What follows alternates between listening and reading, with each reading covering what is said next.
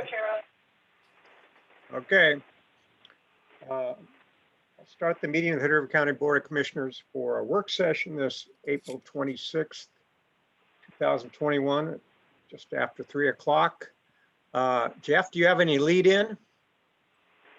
I do not. I believe in the packet. I don't believe in the packet is the outline that was discussed by Commissioner Benton, Commissioner Babbitts, myself, and Darren Ryan at our initial meeting. And at the board meeting, it was thought that it would be good to discuss this outline with the commission as a whole. Okay. Bob, Arthur? I guess where I would kick it off is to say that, first of all, our goal was not to put a plan before the commission, but to start the discussion so that we could flesh out the policy issues and provide staff with enough background, enough information so they would have a pretty good understanding of what we're looking for so they can come up with some actual proposals to put before us. And what I'd like to remind everybody, Bob reminded me of this many times, this is funding which lasts us through the end of 2024. We're not obligated to spend all of it immediately, and in fact, only half of it will appear within this fiscal year. I'm just trying to remember. I guess half of it appears within the next couple of weeks, and then the other half comes a year after that. So it would not be crazy to expect that we're only looking to spend half of it in the short term, but we can keep as much of our powder dry as we want, and that's something we should probably also plan to discuss. But to get the conversation started, what we did is we threw out 4 tiers of priority, and these are not intended to be the examples that are given there are examples as opposed to a thorough list. We're trying to get conversation started, not to have the whole conversation. And I'll just review it. The first tier are things that are of the nature of things we have to do to end the pandemic and to achieve the maximum immunity possible within our county. And we gave examples. So let me just back up for 1 second. One of the things that's odd about this is really what the county's role in this is filling the gaps that are left by all the other government programs that are in ARPA. You know, ARPA was $1.9 trillion worth of funding, and there's something in there for just about everything. You know, if you're a restaurant, if you're a small business, if you're someone who needs rent assistance, if you need childcare, all of those have very specific programs. But then there are, at the end of the day, there will be unmet needs, and that's where we're hoping to have the best impact. We're hoping to focus our $4.5 million on those gaps that weren't effectively or completely met by the other ARPA funding. So in terms of ending the pandemic, as an example, the examples I give are that there may be unmet funding needs for vaccination efforts. There's the possibility of a major PR effort to make it clear what the county's goals are and to help people understand why getting immunized is a pro-community activity. And then there's the concept of adding additional boots on the ground, community health workers, in other words, to talk to people about vaccination and help relieve hesitancy. So those are examples of tier 1. Tier 2 is continuation of county services, and that's described as backfilling all the county revenue reductions compared with fiscal year 2019, so services continue unabated. And examples of those are the transient room tax, county fair receipts, gas tax pass-throughs. And I know that Jeff has been working on trying to identify what those actual shortfalls may be. He's working on revenue projections. And I'm sure that as soon as those are available, he will share those with us. And additionally, Bob brought up the issue of being able potentially, if we can agree with the other counties, to backfill NorCor for revenue losses that they've been having to deal with. And tier 3 are ways that the county can assist in the economic recovery. And there's possible that we can do grants like like we did for the CARES program through MCED, small business grants, or another example that was brought up was to boost the building department and community development staffing so that we can accelerate development approvals, presuming that delays in approving development are costing developers money. And then the fourth category is kind of, I find it kind of the most interesting to talk about, at least, which is to think about the sorts of retooling that are going to be necessary to deal with the new realities of the economy post-COVID. And the realities include things like housing prices being, they've been high, but it seems like there's no hope now of them coming down because people have discovered that they can zoom into work and don't have to can live in beautiful Hood River no matter where they work. So prices are stuck high, building materials are stuck high, cost of doing business has changed, markets have changed. So looking at things that people can do to address those realities.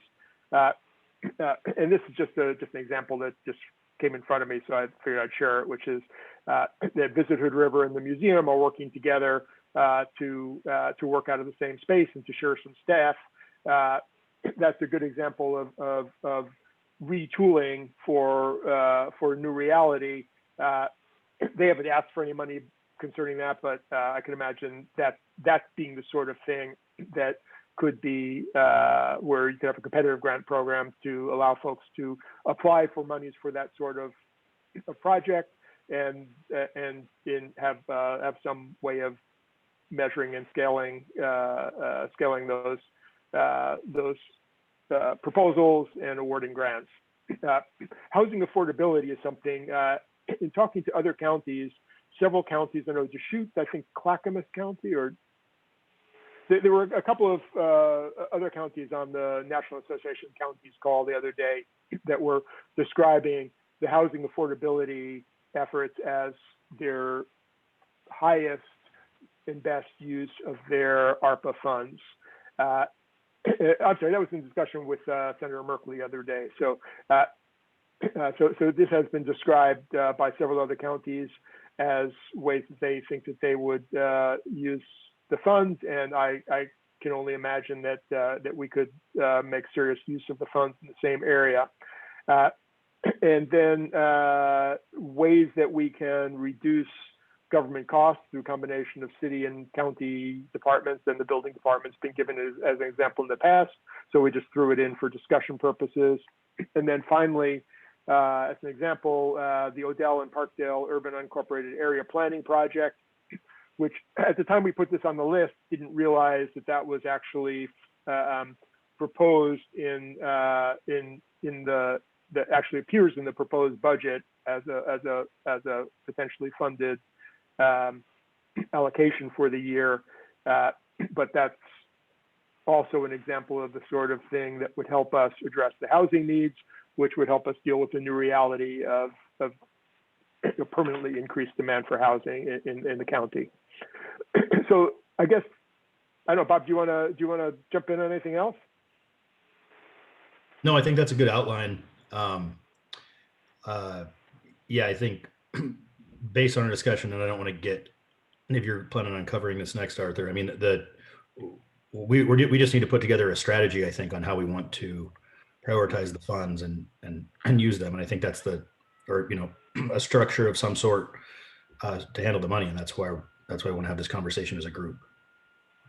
Yeah, I think we have to say enough words that Jeff knows what to do, right? I think it would be great. I know what Bob thinks, and Bob knows what I think, but we don't know how the rest of you feel about this. So the more we can say about it, and probably if we talk about, I don't know, maybe one, we should talk about how quickly we want to get the monies out, and maybe two, talk about some of the priorities that seem to be inherent in this tier structure. And then number three, maybe just give your own examples so that Jeff has more to work with than just Bob's examples and my examples. Does that seem like a reasonable outline for the discussion? Sure. So then why don't we start with the question of how quickly we want to deploy funds. Anyone have any thoughts? Or Bob, actually, why don't, you spoke about this most eloquently, so why don't you kind of fill us in a little bit on your thinking about the timing of the deployment? Well, I don't know if I spoke about it eloquently, but I think that Put you on the spot. the question, I mean, I think that the first question is, do we want to be in a hurry and get the funds out as quickly as possible? And I think maybe we want to get some of them out as quickly as possible. And then another question is, do we want to start at basically tier 1 with all of the dollars and utilize everything we can to address issues that exist at tier 1, and then keep the rest of the money and slowly move down through the tier chain? Or do we want to appropriate funds, a block to each tier, say, in order to kind of touch on all of the different possible uses of the money? So I think that's like kind of a good discussion point to start on, is how do we want to go about prioritizing the use of the funds? And so I kind of am of the school of thought that I'd like to kind of see an appropriation to kind of each group of some amount, and then kind of have a larger, or a large chunk that we can fill the hole that's obviously needed or whatever. But that's kind of I think one of the first things to talk about, and see how everybody feels about that. Great. I think I saw Karen start to talk. Did I imagine that? Karen, why don't you talk? Put everybody on the spot here. Okay, that sounds good. First of all, I like this idea of the tiers that you guys have. I like 1 and 2.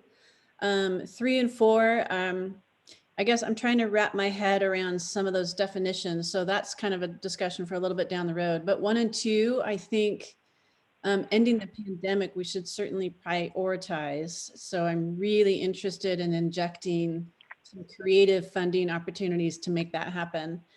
And how would we come up with an allocation amount? I'm just to what Bob was saying, I'm thinking in my head, how would we do that? And the only way that I can kind of come up with is that asking those that would have the boots on the ground and be implementing any proposed projects, what would they need to get it done? So I think it's a little bit more of a bottom up for a cost building proposal as to what tier 1 may look like and what it would cost.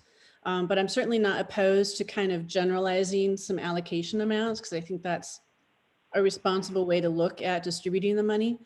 But that's kind of where I'm already like thinking of things that we could do in the tier 1 area, like creating some mobile units that drive around to all activities that take place in Hood River and have a tent in every corner of the county. So anyway, yeah, I'm already thinking about what kind of could be done, but those are my initial thoughts. Yeah, I had someone suggest to me today, we need a dial-a-vaccine program where you can dial up and say, I cannot get to any vaccine, please come and bring one to me. Mike and Les, can we get you to jump in? Yeah, I'll jump in. I mean, this is something I've thought about, kind of similar to what you put forward in terms of the tiers. I think it's tough to break the funding up into pools until we have a better idea of what the need is.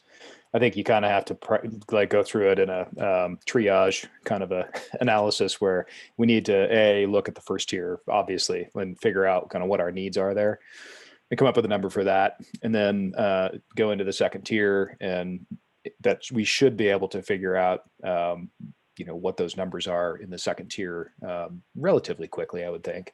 So those first 2, I think we could get a handle on, and then we'd have an idea of what funding we have available for the other ones. I definitely think that putting money into building and planning to be able to keep, so as businesses look to expand and we see the economy taking off as it seems to be already, that we can meet that demand and not have a backlog. I agree with the housing comments you made, Arthur. It's a big issue. We're having a labor shortage already for businesses that are looking to expand, and part of that has to do with housing costs here and unavailability of housing. So yeah, I think looking to what our economy is going to be as we come out of this pandemic and how society is going to function a little differently. I think it's smart for government to be thinking about that. The grant program to the general community, I'm not sure. I guess I need to understand better where the need is there. There's been so much CARES Act funding. At both rounds of funding, there's been a lot of money going into specific areas of the economy, and I'm just not sure what the need is, or is the need more in the realm of childcare and the pieces to get the labor pool back that we seem to be missing. I mean, I think we need to look at those limiting factors for our businesses here and see how we can help to address those. And labor and housing seem to be kind of those two that are some of the biggest factors. So yeah, I like the idea. I think we need to sequence it so that we kind of take care of each one as we move through. Great. Mike, I feel like I took over your meeting, but we have to at least get you to talk. Yeah, I suppose that's appropriate. Good job setting up an outline here, guys. It's thought-provoking and has a lot of things in there that I was thinking about all along.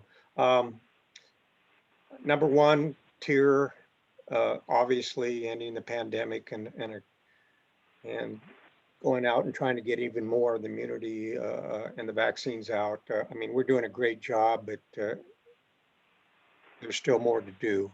And I think one thing that I've looked at here on several of these, that and the continuing county services and the economic recovery, I think it's going to be a moving target. We don't know for sure how the pandemic's going to play out. After the meetings I was in this last week, I'm really concerned about what's going to happen in this state as we move forward.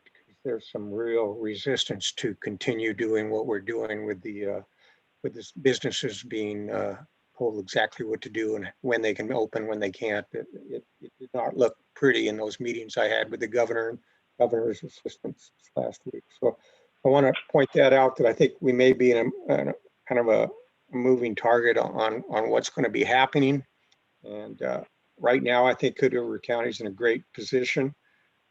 As far as continuing county services, I from what I'm seeing so far, I get to talk to Jeff once a week, see how his reactions are. We're working through the budget, and he's been a whole lot more optimistic this year than he has the last 2 years I've been doing this. And I think we're in fairly good shape, but again, that target can change too, depending on what happens with businesses, what happens with the vaccines and the pandemic as we move forward. We're really not sure, it's all still new to us. So I think we have to be pretty versatile and open to, and can't just set everything in stone how we're going to do this, because I don't, what we think we should do this week may be different 3 weeks from now. Anyway, those are my thoughts right off the top of my head. Great. So what you said triggered some thoughts there, Mike. First of all, I hope everyone saw the comment that you sent that 98.5% of the hospital beds that are filled in Oregon are filled with people who are not vaccinated. I mean, that's just such a powerful message, right? I'm not sure why I brought that up, except I think everyone needs to hear that again and again. Just to point out, Arthur, that's beds that are filled with COVID patients, not all. Yes, beds. I'm sorry. That's no, that's what I was referring to. Yeah, that was pretty substantial. Yeah, that's a powerful message there. It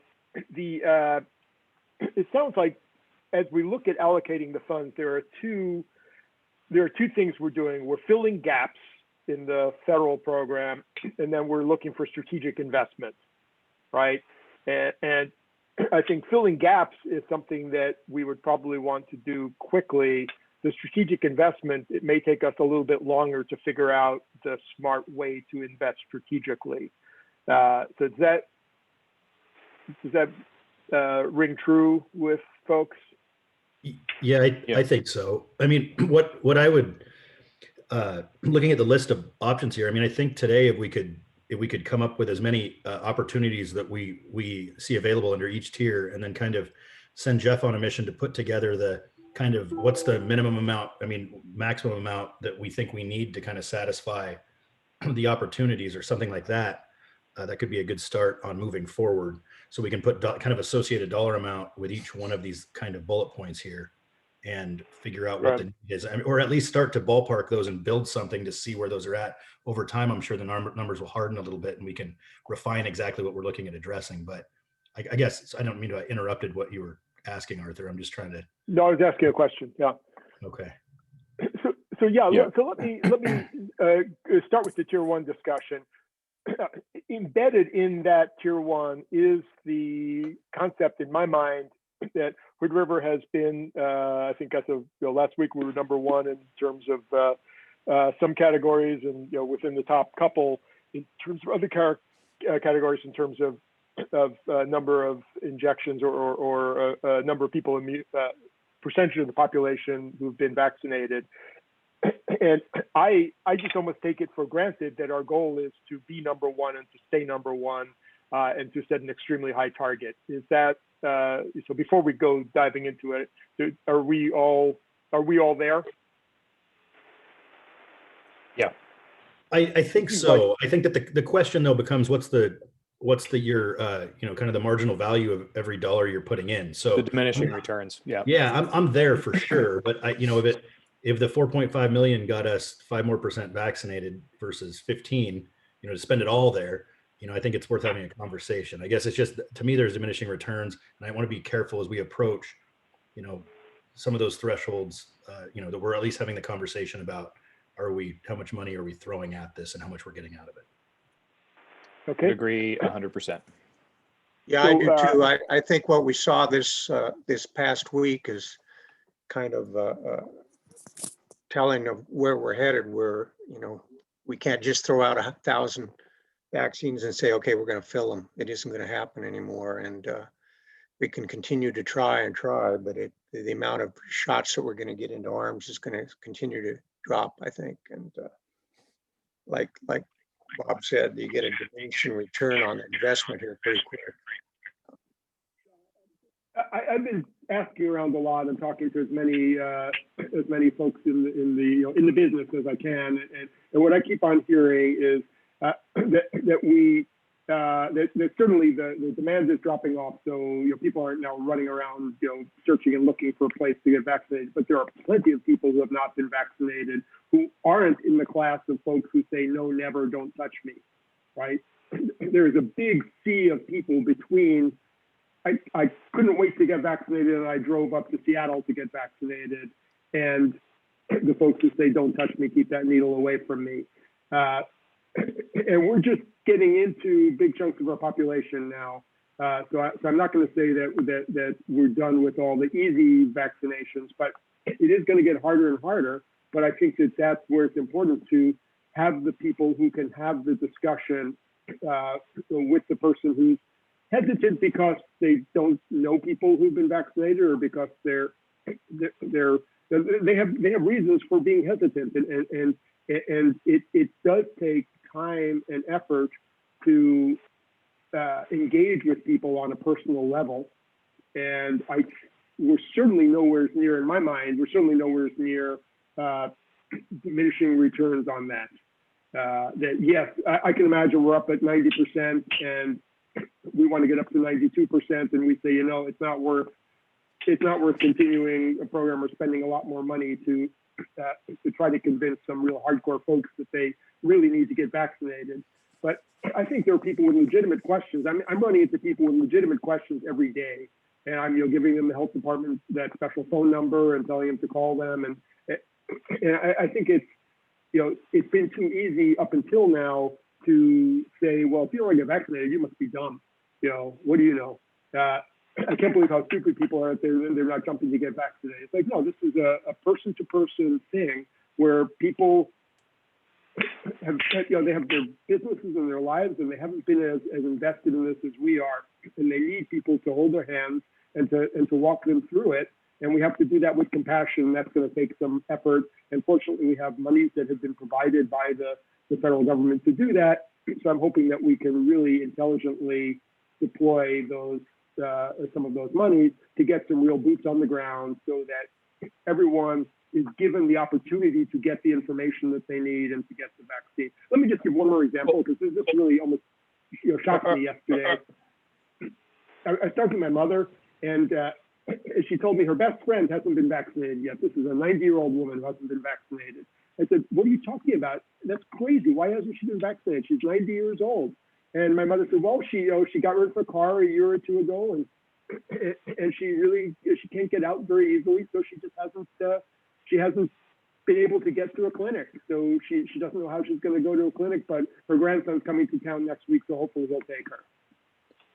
So Arthur, I don't think you're going to get an argument from any of us that yeah, we need to do outreach and we need to do a specific targeted outreach, and it's going to take some person to person. It's going to take reaching into the depth of people, in the community who volunteer and are known to reach out and start doing events that are just smaller and maybe neighborhood size. I think what I'm guessing.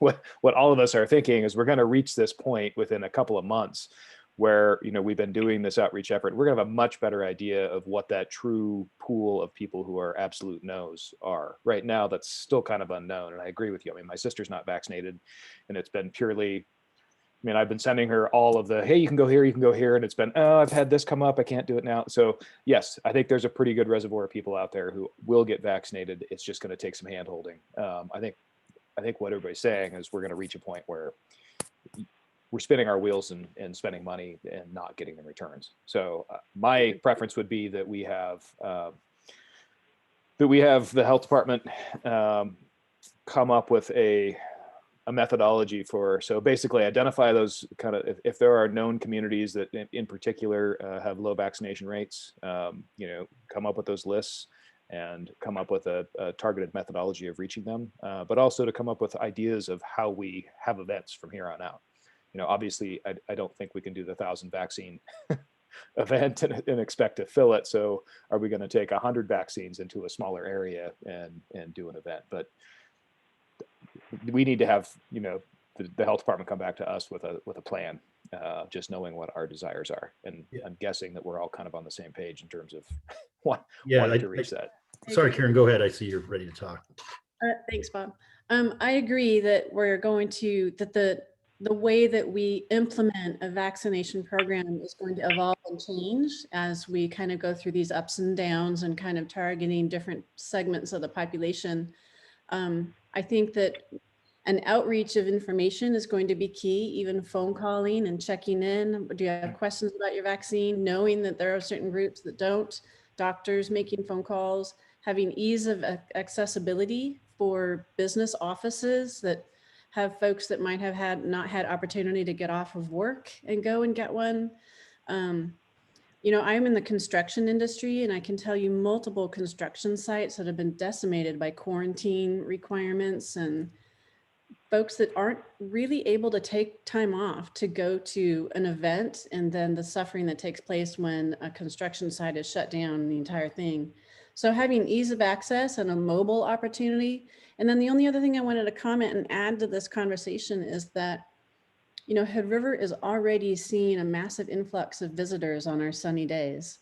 Our downtown area is maxed out. And if you've been to the waterfront on a Saturday, on a sunny day, there's hundreds and hundreds and hundreds of people there already enjoying our waterfront areas, having ease of access even in those locations, and for all of the businesses that serve those tourists that are coming to visit.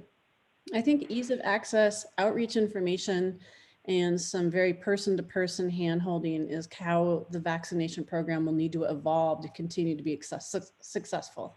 It's almost like an election. Like I look at it as, the outreach that's done to get out the vote. I mean, that's the kind of effort we need. We need to get out the vaccine type of an effort where, we utilize networks to get in deep and get into those groups of people that we might not easily reach otherwise. Yeah, and I would say the way I look at this, though, is I think what everybody said is correct. We need to get the health department to put together a plan to try to address these populations that haven't been vaccinated, or an outreach plan. We need to know what that plan is, and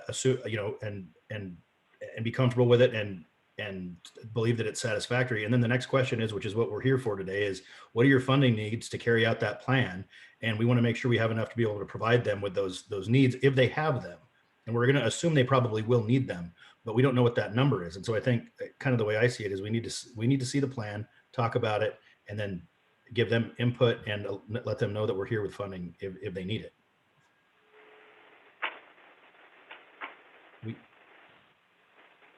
Arthur, we can't hear you. You're muted.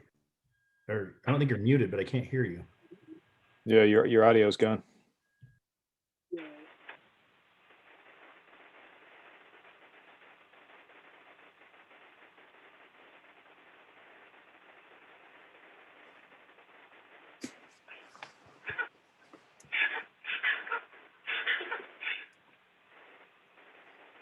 Do you hear me? Yep. I'm not hearing you. Hold on. How about now? Yeah, we can hear you. We can hear you. Okay, good. It changed the microphone. Good, finally. Okay. Yeah, sorry, the AirPods have been buggy. So I think that there are two elements to this, and we've been talking about one, which is the plan to how we deliver vaccine. What we haven't talked about is the PR side of it. And what I'm told is that there are two elements that we need to get out there. One is plain language explanations to folks of what the vaccination is about and why it benefits them. And then the second element is more of the marketing of it. And I think Les used the campaign analogy, and I think that's probably a good one. You know, you know, I can imagine you hire a PR firm that's going to come up with a pithy slogan, which is going to convince people that for the sake of Hood River, they're going to go out and get the vaccine. But then you need the medical professionals who are coming up with the plain language explanation. Well, actually, they may not be the best people, but someone who knows plain language who can come up with the explanation of how you, of why this is, you know, what's going to happen to you and why you should want to do this and what the steps are and what you need to do. And just the simple communications where we've tended to use jargon and complicated phrasing and stuff. No matter how hard we try, we're just sort of stuck in a world where we're used to jargon. So we use acronyms and things. And It's like a software engineer trying to describe how their product works to somebody, Arthur. So you need what's your point? You need somebody else. You need somebody else. And that's what I always tell them. It's like, you need somebody else here. Yeah. Great. So in terms of allocation of funds, though, within this tier one, there would be both for delivery plan that the health department come up with, but then we may need to bring in some other forms of experts or have them suggest other forms of experts to help with the PR side of it, the plain language explanations and the sloganeering, if that's what we're going to call it. So does that sound like we've given Jeff enough to go with? It seems like it, and I would hope that any of that, you know, the plain language explanations, that we utilize local people and local known faces for different communities. So it's not, you know, just like it's coming from the government; it's coming from your neighbor. We've got a lot of people vaccinated. It seems like we could probably do a pretty good campaign with that. Yeah, I mean, this is what every physician I've talked to has told me, that it was a trusted person saying, you know what, I got it and it wasn't that bad, and boy, do I feel good now knowing that I'm not going to wind up in the hospital. It's such a simple message. And you know, I just think back to myself. You know, I was vaccinated, you know, just over 14 days ago. And I mean, I knew exactly what I read everything the CDC's printed. So you know, you'd think you would not be surprised. And yet, after I was vaccinated, I felt so different. I mean, it's like, oh my God, in a couple of weeks, I'm not going to be nearly as terrified of this thing. It was such a relief, and helping people understand that sense of relief that they will feel when they are vaccinated. And I suspect that you've all been through that. Boy, that's going to be powerful to communicate to people. So I think we can move on from tier one, right? And we've talked about tier two already, that we're just, you know, Jeff knows what he needs to do there. He's going to have to identify. Oh, let's talk about NorCor for a second. Bob? I just brought that up because we had substantial revenues that were impacted, And it could be a definite, would be a real boost to NorCor to be able to access some of that money to backfill some of those lost revenues. Could you remind us of what those are? I don't. Their contract revenues from the most specifically the juvenile side, which pretty much shut down. All of our contract beds were nobody's bringing kids in at all. So that was the largest one. There are some other ones that I don't know if are specifically relevant because they were cost of materials, but one that I don't know if I mentioned this at the last meeting, but there was the cost of the gloves or whatever increased substantially. And so I don't know if that would count because that doesn't seem like a backfilled revenue. That's an expense that would, but that's going to be ongoing through this next year. Anyway, the purpose of me bringing that up is while Jeff goes back and looks at lost revenues in Hood River County, I think the jail should be included. And I think we should come up with a plan to include all the other counties. And I've got a meeting tomorrow at NorCor to have them kind of put together a request back to all of the member counties. But I think it would be something that we should entertain. If we're going to look at backfilling lost revenues in other county departments, I think we should look at NorCor as well. It'd be nice if we could have a group from the NorCor counties all agree on, they already know what the percentages are. If they all agreed to put so much of their percentage in, it'd make it a lot easier to sell for the other people that are going to be watching what we're doing. Yeah, I agree 100%. I'm not sure I followed that, Mike. Are you saying, in other words, that everyone puts in the same, you want to be sure that everybody buys into this? Well, yeah, some counties are only putting in 5% of the NorCor cost, but so maybe, so you can figure out the numbers, just have everybody put in their percentage that should go to help the NorCor to set that up. And as long as everybody's on board, shouldn't be a problem. So what you're saying is that you're in favor of backfilling NorCor if the other counties are? Yeah, at the legitimate rates of each county participates in the NorCor programs. Right. That sure sounds good to me. Is everybody nodding on that one? Well, I mean, I'm not opposed to it, but I do have a question. I mean, I represent a similar shared service organization of community mental health that has been dramatically suffered loss of revenue due to the loss of fee-for-service in-person opportunity to invoice insurance companies and watch their revenues decline incredibly sharply as well, which has impacted their ability to continue to provide services. And it's the same type of relationship, a G190 created to provide community mental health services for multiple counties, similar to the NorCor situation. So I'm wondering if NorCor is specific and singular, or are there opportunities for other government entities that have been providing services that have suffered some significant revenue losses? That's up to us, right? So let me be clear. It's my reading of the ARPA that we are certainly allowed to do that. So if so, there is nothing that I see that prevents us from doing that. So I think that is a very reasonable question. Should we be adding to this list? When we talk about county services, should we talk about that in a somewhat broader sense? What I would recommend is, what I'm going to recommend that NorCor does is put together those numbers and then send them out with a request, and some sort of a framework so that that's there.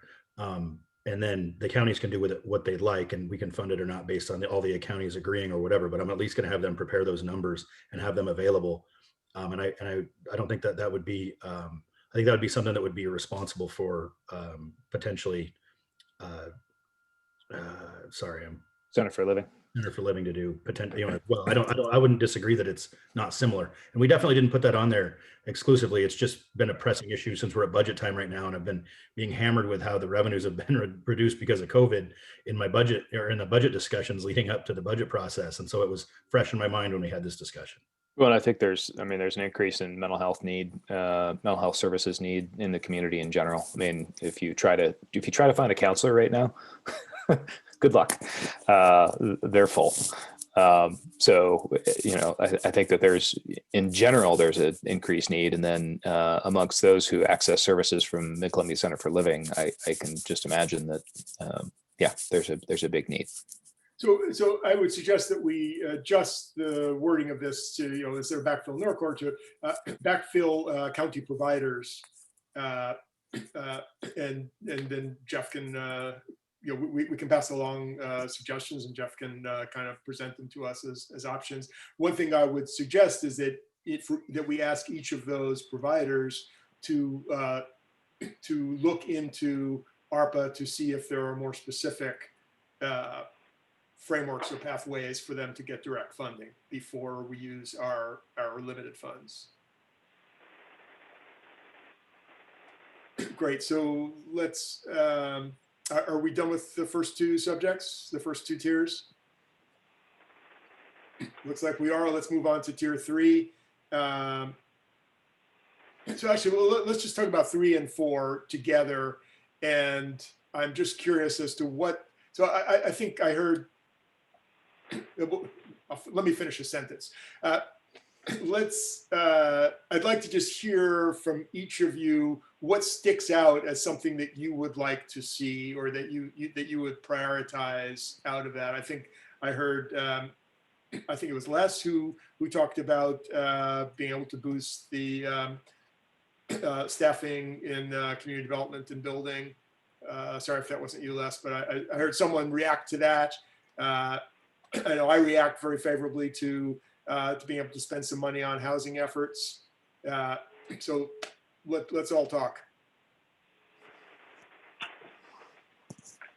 Well, one thing that comes to mind around the housing predicament is the moratorium on evictions, and when that's going to end at the end of the summer, and what will that mean to many of our residents here in Hood River, and what does it mean for the landlord owners that have been without rental income for a significant amount of time. I don't know what the answer is, but I do think that that is a segment of our population. And when that moratorium ends, I believe it's September. It's currently in place until September, that we're going to see evictions occur. And knowing that our housing is so difficult to obtain already, I worry about those members of our community, as well as the landlords that have been struggling to make their payments as well. It's a double-edged sword.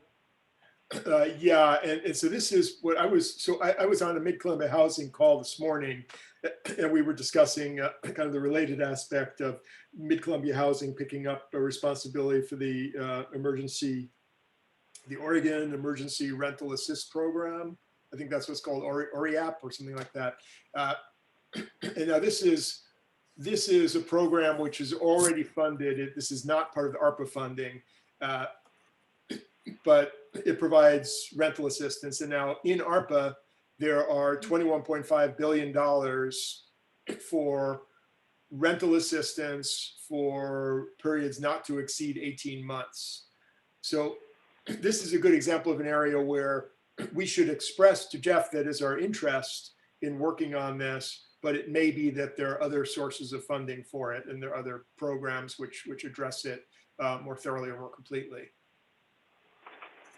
So I guess when I look at these issues, these bigger issues, longer term issues that have been exacerbated by COVID, I look at our organization and the lack of capacity we've had for doing any kind of planning, and really anything other than meeting our basic needs and services. I mean, from, Jeff, who is pulled in 10 different directions, to, the head of any of the departments you can look at, they've been short on staff. It creates a situation where people don't have the time to look down the road, or, take the time to really try to figure out alternative ways of meeting needs and dealing with issues. And so that's where I look at the need for, maybe some short-term capacity within our organization to be able to actually figure out what those best next steps are. Because without some capacity, I don't see where our current staffing levels are going to allow departments and department heads or Jeff to have the space they need to be able to actually really dig in and figure out solutions. And maybe I'm wrong, Jeff. You can tell me I'm out of my mind, but that's just been my observation for a few years. Is it's just felt like nobody has the capacity to do anything other than take care of what's right in front of them. I would say you are spot on. My perception since coming to the county is nobody has time to to look at what needs to be done in the organization to improve things when all you can see is the last person in line. So you can imagine a way to bring a process improvement person in, sort of like we brought Darren in on the health side of things, but bring someone in who would simply focus on meeting with all the department heads, understanding how their jobs are done, and figuring out how to address the, how to fill the cracks. Yeah, I mean, we spent a lot of time in our, in our planning session talking about how to improve. We talked a lot about internally, how do we improve the organization? How do we become more efficient? How do we become more resilient? How do we make our organization structured so that in the event of another disruption like a COVID type of an event, we can easily transition to being able to keep our services operating. We have a good idea of what that might look like and improvements that can be made. How do we improve quality of life for our employees? Pay is one thing, quality of life is another. How, what can we do as an organization to be more efficient, more effective, and to be a less stressful place to work where people have better job satisfaction? And I think, figuring that out takes time and capacity, and it's just not going to happen if we don't have somebody dedicated to really looking at that. How do we get better? What systems do we put in place? Having the time and space to analyze it properly. I just don't think we have the capacity to do that currently. Well, you sold me. Everybody else? Yeah, I think so. I mean, it just seemed it's kind of that's, I guess, a little bit of a bigger question than I think we were looking at specifically in the existing examples. But yeah, I would be supportive of that for sure. I guess I'm just wondering what the deliverable is through that process. And then if there's a second component of how do we add, I mean, it seems like that may have some, it seems like a good use for these funds are things that we can accomplish and finish. And I want to make sure that if that person is bringing, the information will be good to receive, but if the solutions to the problems that they provide our long-term funding for things, then, but I agree, gathering that information is valuable. And it could be in a report that's actionable where we can say, these we can take on immediately. Some of these, it may take us a while to get there, but there's going to be some things like looking at how our systems, our internal systems function, and, our software that we use in different departments, and, how we utilize GIS within departments. Like there's all kinds of things I think that we can look at if we have somebody who's looking cross department that can help with that. We could easily take some of the funds from the first tranche of the funding to prepare that analysis and use a small amount in that tranche, and then have that be the target for a large portion of the expenditures in the second round. I would agree. And is the only thing I'm wondering is some of these, a few examples we have listed here, which are, in my opinion, pretty obvious, like having an impact immediately, such as the building department stuff and planning. Do we need to wait to receive all of that to move forward on like consolidation of, exploring consolidation of city county building departments, or is that something we can do? Anyway, I don't know. Maybe we wait. Do whatever we want. Yeah. Right. Yeah. But anyway, because I think if we're going to have a comprehensive planning process to go through in order to determine where we should direct the funding, maybe we should wait on all of it, on any of these things that are based on, structure, our governmental structure. I think there's places where we know we have backlog, and planning and building is one of those. Planning in particular, that we've got some backlogged items that are just, they're capacity driven. And so the Odell and Parkdale unincorporated community boundaries, I'm glad to hear that was scheduled to move forward anyway. But I think that there's things that we can address with this funding that puts us in a place where, maybe community development can be at a fresh start and not have a backlog of things that need to be done hanging over them. So, yeah, it seems to me that a lot of what we're talking about are all interrelated. The affordable housing, Odell and Parkdale urban unincorporated areas, and the community development needs, they're all interrelated. And I'm glad to see we're kind of all on the same page and how this comes together, because I think it's critical for us to move forward, especially with the affordable housing thing. It's just getting way out of line. Yep. So we've got a few things listed here. Should we come up with a process by which we solicit ideas from our partners? I mean, because we don't know what we don't know, I guess. And so is that valuable, or does that complicate everything and turn this into a money grab situation where everybody's expecting something out of it? Hmm. Yeah, I'd love to hear. I've been asking everyone I know. I've been saying, hey, the county's going to be getting $4.5 million. We're trying to figure out how to best deploy those funds, how to best allocate it. And people have been telling me that this is where I got most of these things on this list. So I don't see any danger to letting people know that we'd like to hear from them, especially if we kind of let them understand what we've done so far, so that they get a feeling of the scope of what we're talking about, that we're not talking about, do you want a few bucks so that you can buy some more masks, right? I think it would be valuable. I just wanted to make sure everybody else was on the same page with that. I mean, are we, should we be out doing the same thing and reaching out to those organizations that that are community organizations and saying, hey, if there's holes in funding that you have that would make a substantial difference, come up with a plan and submit that to the county so that we can review it. Karen had brought up the mental health situation, and I definitely would like to reach out to that area and see what they would propose.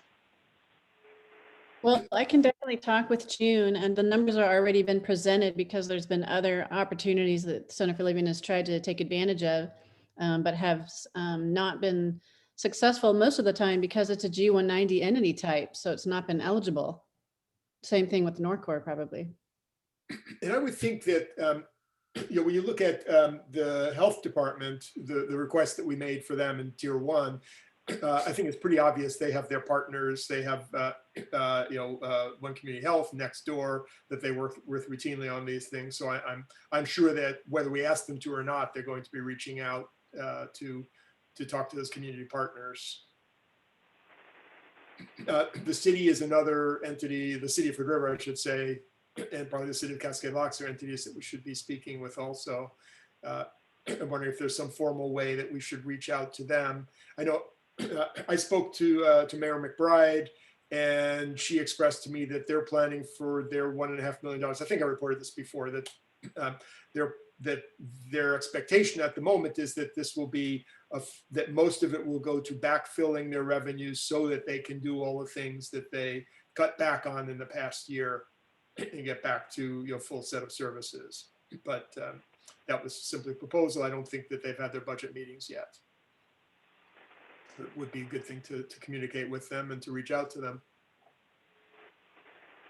Yeah, I would agree. I would also like to know, I think I would just request that Jeff provide us the amount of those small $5,000 grants that weren't funded, just so we have that information available. I can't remember what the total request was, but it would be nice to have that. Not that we would be funding those, but I would like to know the ones what that number is of the group that didn't get funded the first time around through the CARES Act, just for discussion. Yep. Great. So I'm sorry, on that last thing, did we just ask Jeff to contact the cities, or did we ask Mike to contact the cities, or where are we leaving that?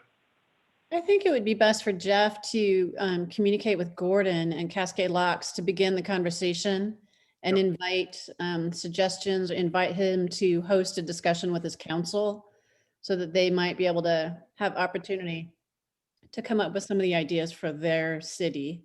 Do we know how much the city of Cascade Locks received? It's no, and city funding is not based on population. County funding is 100% based on population, but city there's a more complicated formula, so I couldn't even hazard a guess. You'd think it would be about like 1/7 of the Hood River city amount, but I think it's more complicated.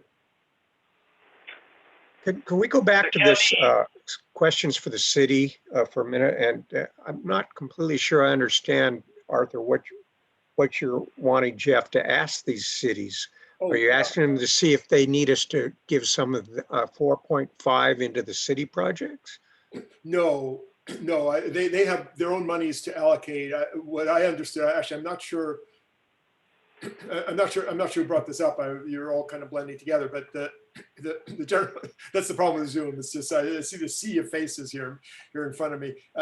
But the general idea is that cities are our partners in achieving many of the things that we are attempting to achieve. So just like we're contacting the Center for Living, we should be contacting the city managers so that they can help us understand what sort of programs and services they would like to see us focusing on. For example, Cascade Locks has a community health center located in their elementary school, and there may be some needs in there that would be really helpful as far as implementing a vaccination program more thoroughly that we're not privy to right now, and that our health department has been still learning about as well. I didn't even know that they had that program, so thank you for informing me.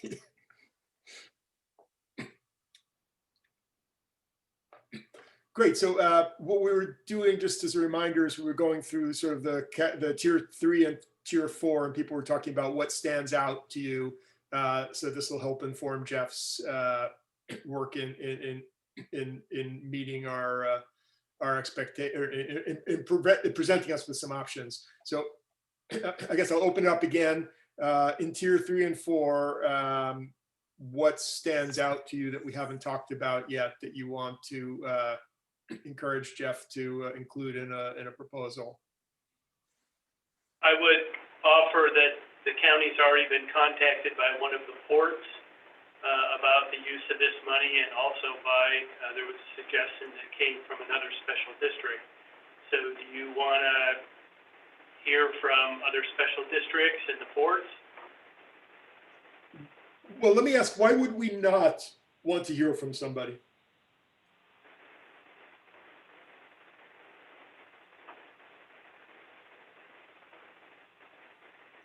Good question. I agree.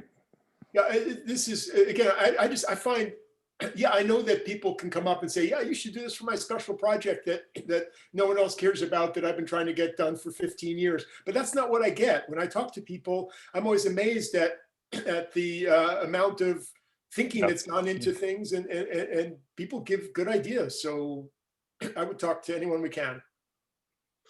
Okay, Arthur, back to your question about tiers 3 and 4 and anything that we really haven't talked a whole lot about. We're talking about reaching out to the cities. We're talking about reaching out to other governances that may need help in different areas and whatnot. We still got all these individual small businesses that are not doing real well. I mean, it's getting better, but they got hurt. They got hurt bad. And I know we talked a lot of different options here in the past year about maybe how we could do it, how maybe we could do something with the business licenses or something like that. And now we got $4.5 million. I don't know, can we refund the business licenses? So in terms of assistance for the businesses, this is where the concept of gap funding comes in, where there are very specific programs in ARPA with billions of dollars for small businesses. There's even more specific ones with billions of dollars for restaurants. And so what I don't know is what needs aren't being met. And that's where I'm scratching my head on this, because I don't even know. So I spoke today with Jacob Egler in Senator Wyden's office, and he said, hey, given Ron Wyden's committee assignments, we have direct contact with Treasury. Is there anything you would like to know? And I said, yeah, what I'd like to know is, when are we going to get more specific guidance from Treasury on these funds? So he's going off to ask the Treasury Department for a date for a date at a minimum. And, I guess I should say, we're looking for the date. We're looking to know when we're going to have more information, so that we can know when to go to the National Association of Counties and have them help us. They're supposed to be generating some material to help us understand what's funded and what gaps might be needed to be filled by counties. We just don't know yet. And this has been, it's completely understandable, but it's also frustrating. So given the myriad funding streams, are businesses having a difficult time navigating that, or knowing what to qualify for? Is there value in creating a temporary position within the county to assist businesses in applying for funding perhaps at through this McCad. various. Oh, McCad, yeah. No, I'm saying perhaps McCad. I'm Yeah. saying maybe that's a natural place. I'm just because there are a lot, and I have talked to business owners in the past who are having a hard time kind of navigating, getting into the funding streams. It just seems like that might be a natural low hanging fruit. In the last week, I just went into a bunch of different businesses and asked them that question. I said, hey, county's working on ARPA funding. I know there's some real specific things for small businesses like yourself. What do you know about it? And I got 100% blank stares. No one who I spoke to has heard about how ARPA applies to them. It's like a veteran service officer is kind of what I was thinking, that model of somebody who's there to coordinate and help people through the process.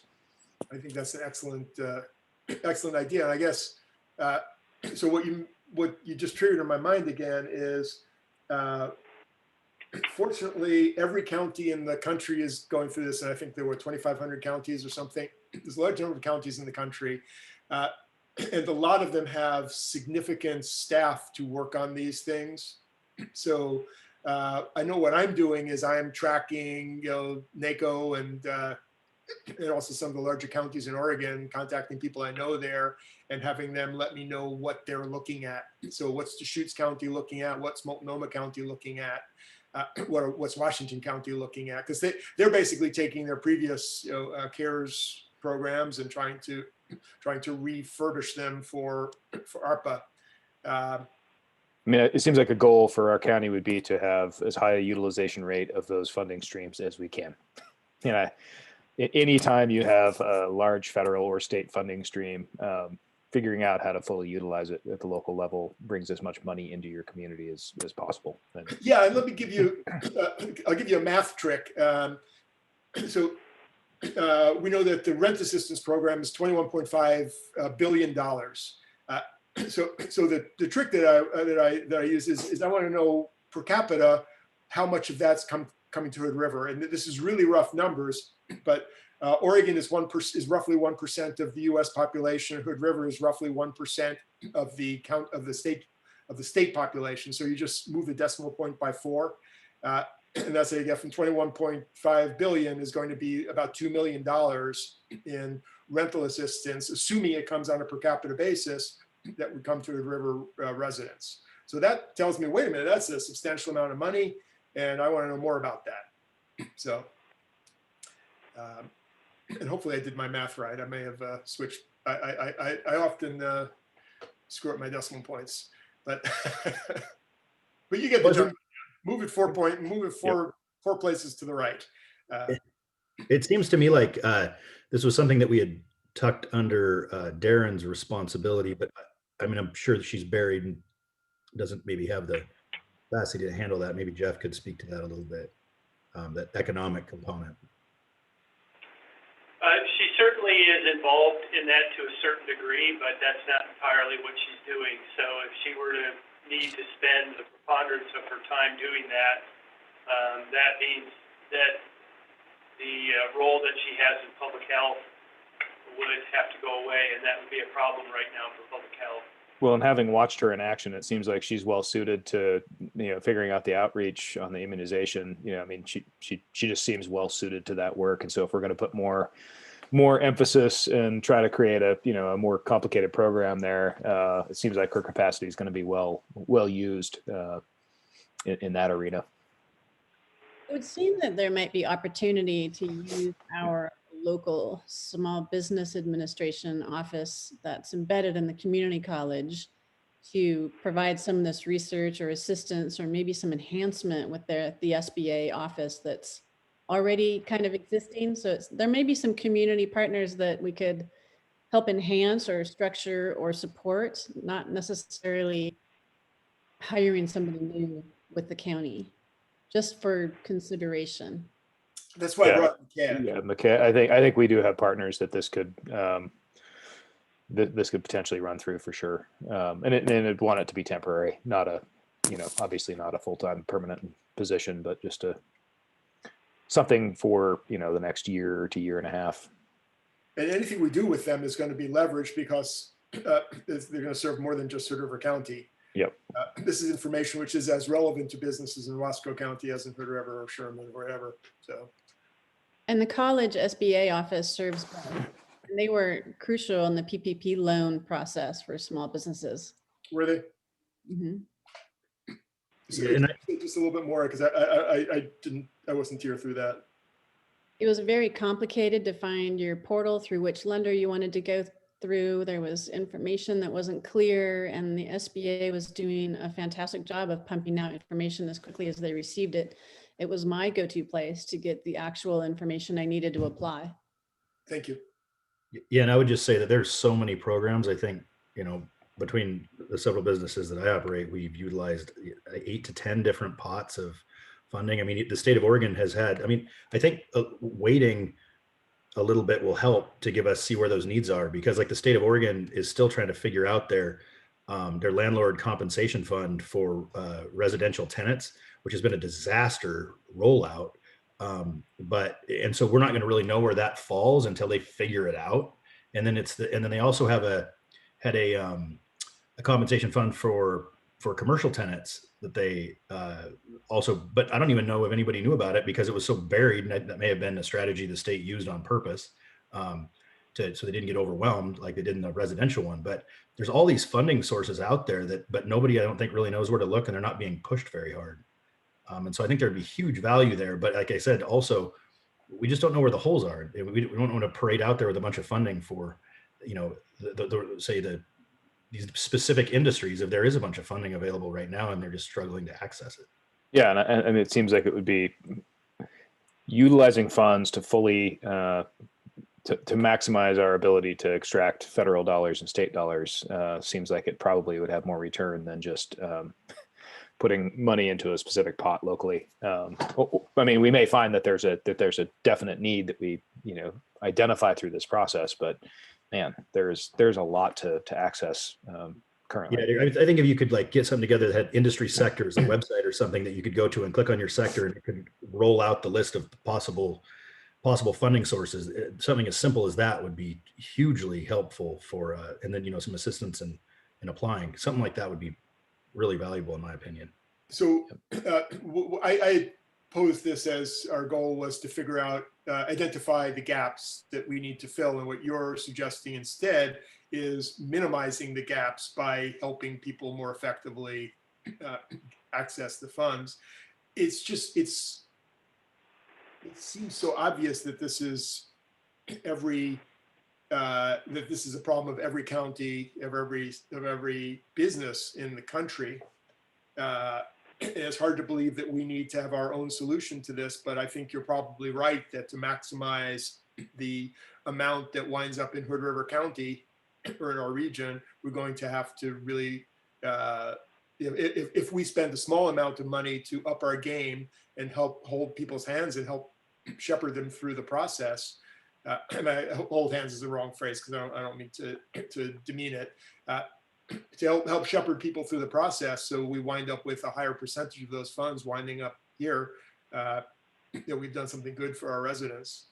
Yeah. So it is a way of leveraging the funds. I think that's probably true. Because what happens with these, with all of these programs is exactly what happened with us and the CARES funding at the end of the year. These programs jump on you instantly, and they're up for 2 weeks to get in, and then they shut it off. And so unless you are, if you got your head down working, trying to get through doing your job every day, these programs get kind of sprung on you, and you don't, by the time you've heard of it, the deadline to apply is closed. I've seen that happen a ton with specifically the state ones, but federal ones as well. Yep. Yeah, I just think the conversation I had this morning with the board meeting with Joel Madsen, where he was not aware of whether ARPA had specific funds for emergency rent relief, and I quickly looked through ARPA and found I think it was line 3210 or 2310, 3210. I'll have to look that up. Anyway, that funny that Les, you're laughing at me. I don't like that. I'm laughing at the engineer in you. So there's a section in ARPA which funds that, and if if our housing authority doesn't yet know about that, obviously nobody knows. This is just so brand new, but getting it out quickly is I'm just saying I like your idea. So is there anything else? I kind of feel like we've covered a lot of this. I feel like staff has been given a ton of, I think in terms of strategic values, I think that our values have come across pretty clearly. I don't know if it's worth summarizing or. Well, I have a question about our intent of timing. Is our intent in this conversation to really address tier 1 with priority, and then tier 2 with more of a secondary priority, and then 3 and 4, we need more research or more information, but maybe future discussion for decisions? Great question. What do people think? Yeah, I mean, it seems like we could get rolling on the vaccination outreach campaign and strategy like immediately. It seems like that's the one that is most urgent, and it seems like we could also get going on the county services analysis, and including NorCor and Center for Living, and kind of getting that information together. I agree with Bob that like the assistant economic recovery, the funding, it's still a little opaque. So we need to get to a place where we have a little bit better clarity of what those funding streams look like and where they're going to be. But it seems like we get the ball rolling on all of these concepts. It's just knowing that the most actionable one immediately is the vaccine side that kind of affects everything. And good news there is that we're also that it's unlikely that guidance from Treasury would change our thinking on any of those. Yep. I could see some of the stuff in tier 3 and 4, especially, can we use this money for, purchasing land for affordable housing, as an example. That might be specific guidance from Treasury down the road, but we can make that decision later. So based on our conversation, I understand, at least what I think I understand is the next step in that kind of highest tier, highest priority is that we hear from the health department on what their strategy is moving forward as the amount of folks we can vaccine or taking vaccine drops off. And so, and understanding that strategy, and if we're comfortable with that, or if we feel like it needs to be more robust. Is that correct? Yeah. Or, I mean, that's what I heard. That's exactly what I heard. Yep. I'm nodding. I see nodding from everybody but Mike. Are you nodding? I'm still thinking, Arthur. We got to speed you up there. Yeah. So for this moving forward with the strategy of the health department, were you guys thinking about using Aaron on that? Aaron. No. Aaron. Yeah. So I'm assuming that Jeff would go to Trish and say, the Board of Commissioners had this discussion. This is kind of the nature of this discussion. Get together with your staff and tell us what you need and how you would scope up, how would you scale up and scope out this effort, which the Board of Commissioners seems desirous to see and willing to fund. And define, I think, putting some definition on what that effort was, what the goal of that effort is, really reaching those harder to reach populations, doing an education campaign, using locally trusted people to do more of a neighbor to neighbor type of an outreach, but really to start getting into the cracks and crevices and trying to get as many people as we can in a relatively short period of time. I agree with that. I like that idea. Utilizing the current partners that the health department has used for the vaccination program and thinking about becoming more mobile. Maybe that means a van with refrigeration capacity or something of that nature, but that kind of outreach that creates mobility, a go to them where they are type approach. I love I that. 100% agree. That was the first thing when Arthur and I were talking, that was, and maybe it's not doable, but I think we should explore that and understand it, because it seems like this is it's all about opportunity when it comes to getting needles in people's arms. And if you can give them the all the information they need and have the needle there to apply the shot at the same time. I think that's invaluable. And being able to do that is, if we can't, obviously, it's not an issue. But I mean, I think that's amazing. If we could do that, I think it would be incredible. Just back to what I was saying, though, I would hope that Darren is kind of the lead on this for the county health department, not put another big task on Trish. And I think Darren would be great. I mean, she's amazing. I'm assuming that's the direction that Trish would go, but it's just Trish's department. But Darren was involved in discussion with Bob and myself and Jeff. So it was the four of us last time, and we encouraged her to think creatively about this exact question, anticipating that the request is going to come down the road. So this will not be the first time she's heard this. Okay, great. And by the way, Mike, I really love the fact here you speak last and you have a halo around your head given the lighting in your room. So it really gives you this air of authority, which is very powerful.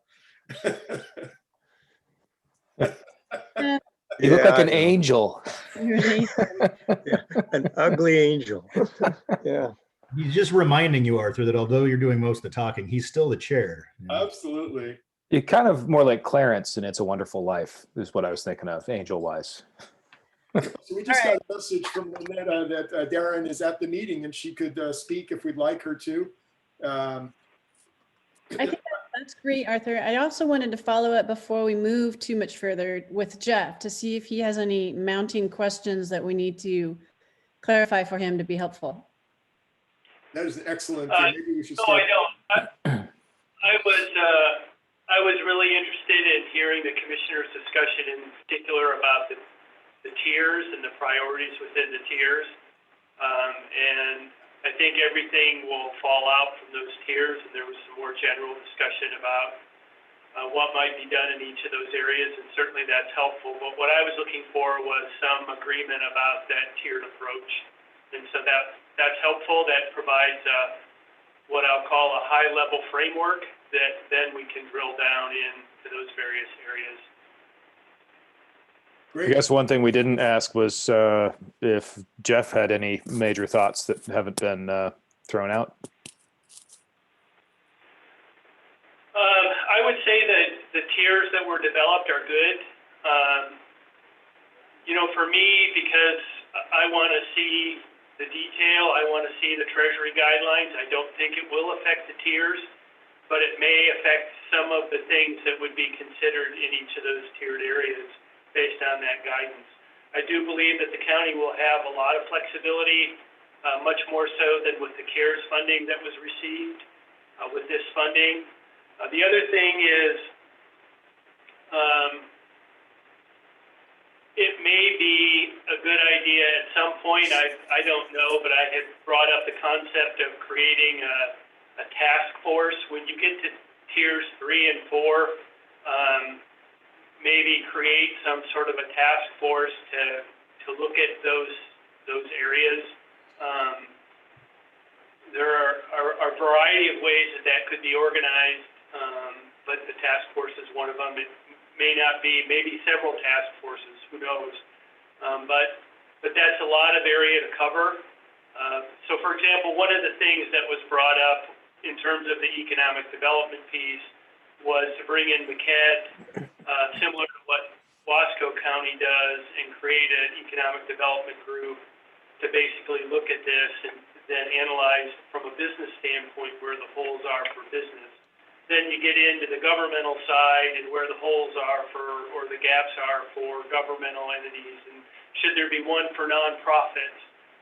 So how you organize to obtain maximum effectiveness, I think I don't have all the answers, but there may be different ways that you approach that. Great. Does anyone have a problem with us bringing Darren into this discussion? Not to put her on the spot, but if she has expressed the interest in speaking with us, can we bring her in? Absolutely. Hello, everyone. Thank you. It's been nice to listen to this conversation. I've been taking a lot of notes, so it seems like a lot of good ideas have come up and a lot for me to think about, but I'm happy to answer any specific questions if we have them at this time. Well, this is Karen, Darren. And Sure. listening to our conversation and some of the concept ideas that we had as far as a vaccination program that's ready to evolve into a different approach, is there anything that you see as a red flag that we are missing that we need to inject some time and research into? I think the mobile idea is a great one, but it's the one that has been the trickiest for us to think through, just because each of the vaccines has their own storage and refrigeration, and also timing is really, really specific on each of them. So I think that would take some deep thinking through, probably beyond my level, with people who are more privy to the specifics about the vaccine. I do, I'm also interested, a lot of our efforts have been in Hood River. We've done some outreach in Cascade Locks, and Heart of Hospice was great in doing some vaccine clinics there for us. But I do think I like the idea of going to the smaller communities and making sure that their questions are answered and they know where and how to get a vaccine if needed. So even if we weren't taking vaccines specifically to people in a van, I do think there's a lot to be gained in taking information to people and then having the ability to sign them up or direct them where to go when they're ready.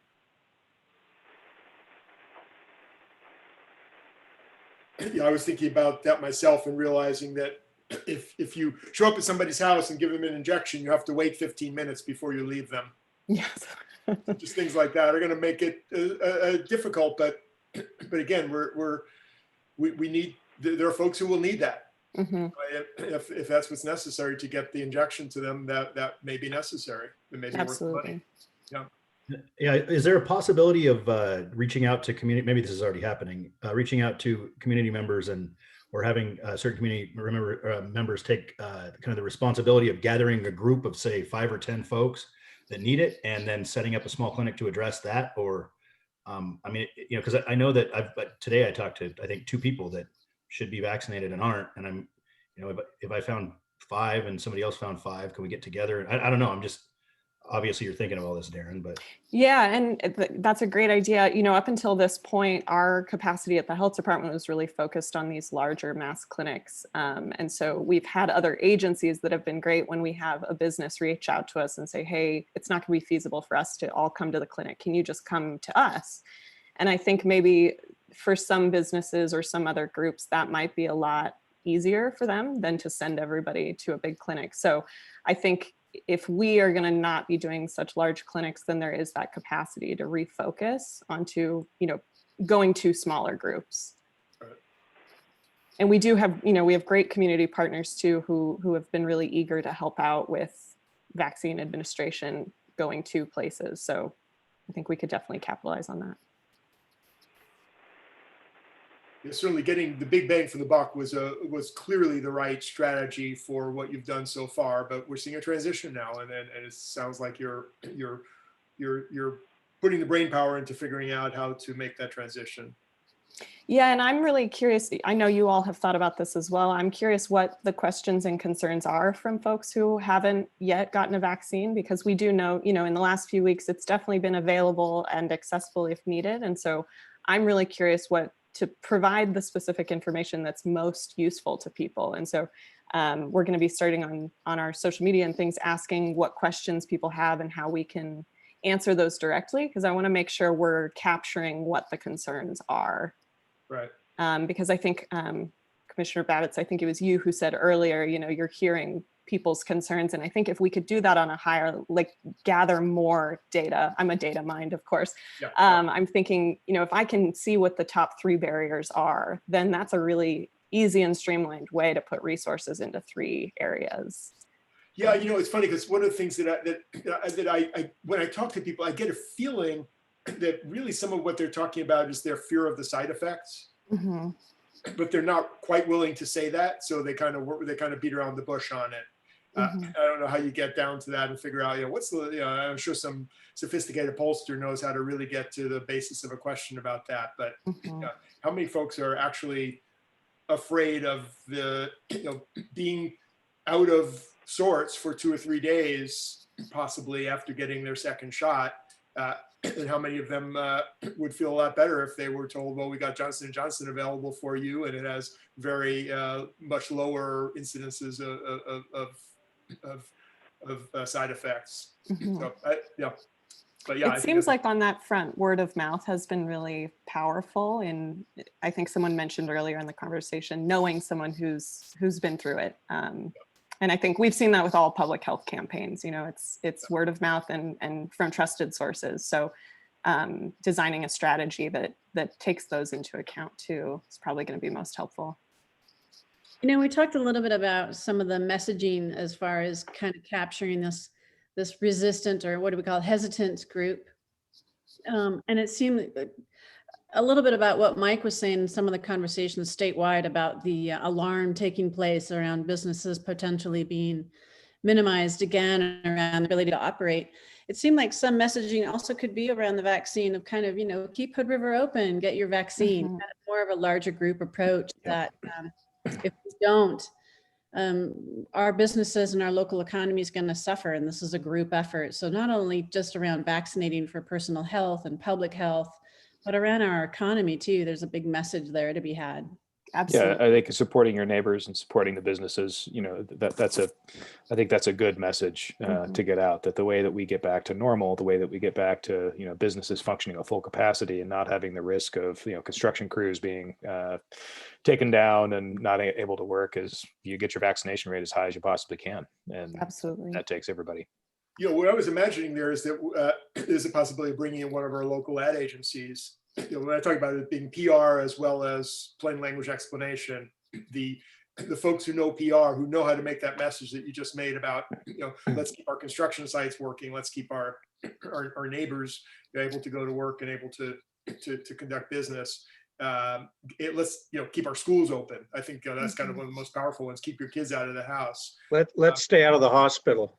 Let's stay out of the hospital, right? Yeah. Well, the example that you gave, the 98.5% of the COVID beds being people who weren't vaccinated. So you know, I could just see a PR company could turn that into gold.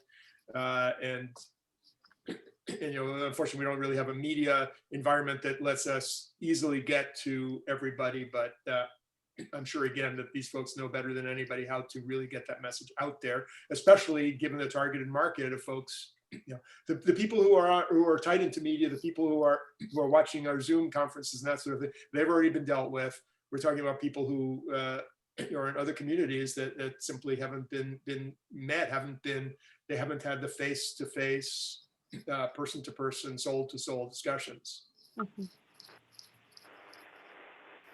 And this is Darren. One thing I would add to that too is I think a compelling argument, at least for me and some people I've spoken to too, is, you know, as we mentioned before in the conversation, there's a lot of people coming into town, especially as summer rolls around and businesses are going to get busier. I think I want people to really feel safe when they're going to work too, or safer, and feel comfortable and help be protected in some way. Right.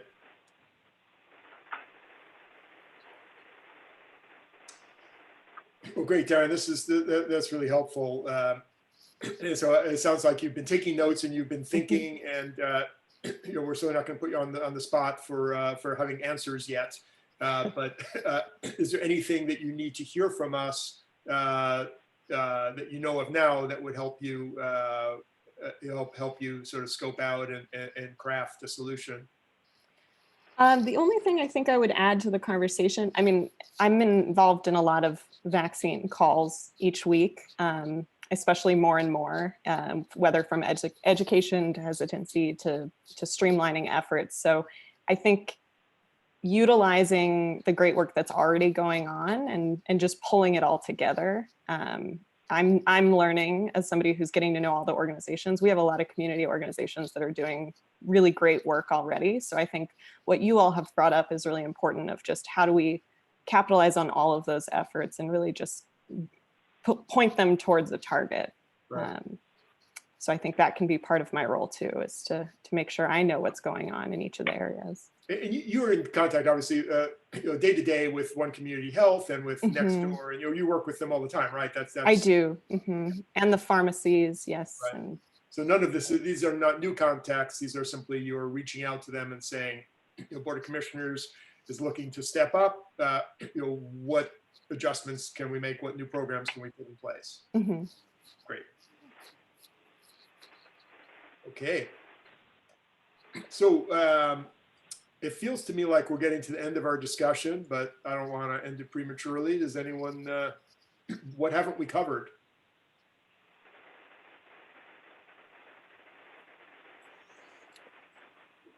Well, we don't know what we don't know. I feel like we're off to a good start, and we'll learn from the health department and our partners as we start opening for ideas. Okay. Yeah, it feels like this is the first conversation of several that we're going to have. So That sounds fair.